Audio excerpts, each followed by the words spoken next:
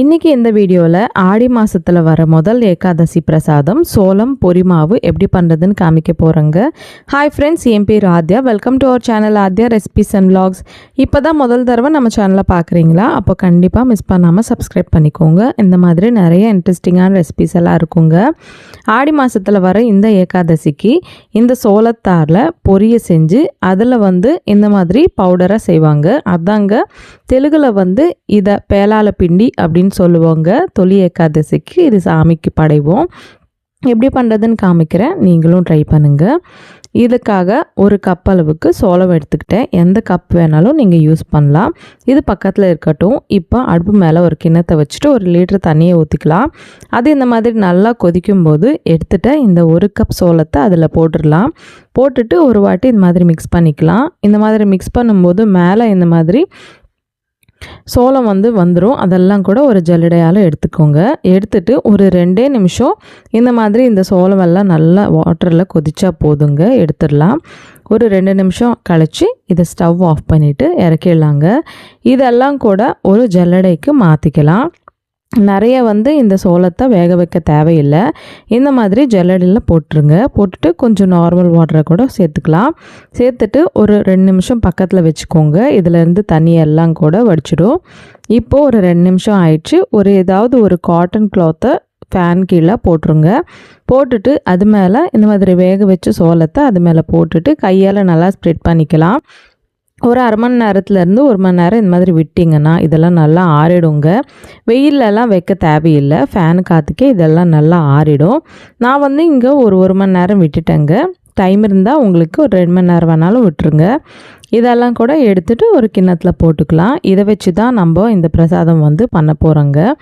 இந்த தொலி ஏகாதசிக்கு இந்த பிரசாதம் இங்கே ஆந்திராவில் ரொம்ப ஃபேமஸுங்க. எல்லாருமே கண்டிப்பாக பண்ணுவாங்க. அதான் உங்களுக்கும் ஒரு வாட்டி காமிக்கலான்னு பண்ணுறேன்.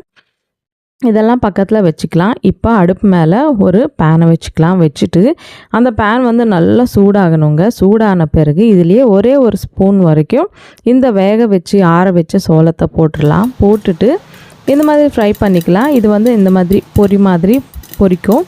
அப்போ மூடியை வச்சுட்டு ஹை ஃப்ளேம்லேயே இதெல்லாம் பொரிக்க விடுங்க. நடுவில் இந்த மாதிரி ஒரு வாட்டி கலர் விட்டுக்கோங்க. அப்போ தான் இதெல்லாம் தீயாமல் இருக்கும். இதெல்லாம் கம்ப்ளீட்டாக பொரிச்சிடுச்சு. இப்போ எல்லாம் எடுத்துகிட்டு ஒரு பிளேட்டில் மாற்றிக்கலாம். இதே மாதிரி மீதி இருக்கிற சோளத்தை எல்லாத்தையுமே ப்ரிப்பேர் பண்ணிவிட்டு பக்கத்தில் வச்சுக்கலாங்க. இந்த பொரிச்ச சோளத்தை வச்சு தான் நம்ம இந்த பிண்டி செய்ய போகிறாங்க. சோள பொரி மாவு செய்ய போகிறோம். இதெல்லாம் நல்லா கம்ப்ளீட்டாக ஆறணுங்க. ஆறிட்ட பிறகு ஒரு மிக்சர் ஜார் எடுத்துக்கோங்க. அதில் ஒரு 3-4 ஏலக்காவை சேர்த்துக்கலாம். இந்த மாதிரி ஏலக்காய் போட்டால் நல்ல ஃப்ளேவர் வரும். இதுலேயே பொரிக்க வச்ச இந்த சோளத்தை கூட சேர்த்துக்கலாங்க. சேர்த்துட்டு இதுலேயே ஒரு 1/2 கப் அளவுக்கு தேங்காய் துருவலை சேர்த்துக்கிட்டேன்.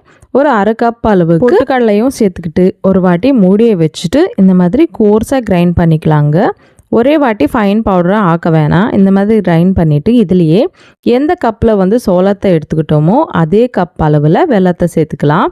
சேர்த்துட்டு ஒரு வாட்டி மிக்ஸ் பண்ணிவிட்டு மூடியை வச்சுட்டு நடுவில் நிறுத்திக்கினே இது கொஞ்சம் கோர்ஸாக கிரைண்ட் பண்ணிக்கணுங்க. ரொம்ப ஃபைன் பவுடராக ஆக வேணாம். அவ்வளோதாங்க. பார்த்தீங்களா, இந்த மாதிரி கிரைண்ட் ஆகிடுச்சு. நம்மளுக்கு சோள பொரி மாவு ரெடி ஆகிடுச்சுங்க. அவ்வளோதான். ரொம்ப ரொம்ப சிம்பிளாக இருக்கும் இந்த பிரசாதம் ரெசிபி. உங்களுக்கு இதெல்லாம் செய்ய டைம் இல்லைன்னா மார்க்கெட்டில் நம்மளுக்கு இது இன்ஸ்டண்ட்டாக கூட பேக்கெட்ஸில் கிடைக்குங்க. ஆனால் வீட்டில் இந்த மாதிரி செஞ்சு நம்மளுக்கு சாமிக்கு படைச்சோன்னா அது ரொம்ப திருப்தியாக இருக்கும்ல. கண்டிப்பாக நீங்கள் கூட நாளைக்கு வர இந்த தொலி ஏகாதசிக்கு இந்த பிரசாதத்தை செஞ்சு சாமிக்கு படைங்க. ரொம்ப ரொம்ப நல்லாயிருக்கும். கண்டிப்பாக ட்ரை பண்ணிவிட்டு உங்களுக்கு எப்படி இருந்தது எனக்கு கமெண்ட்டில் சொல்லுங்கள். இந்த மாதிரி நிறைய வீடியோஸ் பார்க்கணுன்னா நம்ம சேனலை கண்டிப்பாக சப்ஸ்கிரைப் பண்ணிக்கோங்க. இந்த வீடியோ உங்களுக்கு பிடிச்சிருக்குன்னு நம்புகிறேன். பிடிச்சா கண்டிப்பாக லைக் பண்ணுங்கள். உங்கள் ஃப்ரெண்ட்ஸ் அண்ட் ஃபேமிலிக்கு கூட இந்த வீடியோவை ஷேர் பண்ணுங்கள். இன்னொரு இன்ட்ரெஸ்டிங்கான ரெசிபியுடன் மறுபடியும் உங்களை சந்திக்கிறேன். அது வரைக்கும் சைனிங் ஆஃப் உங்கள் ஆத்யா. பாய் பாய்.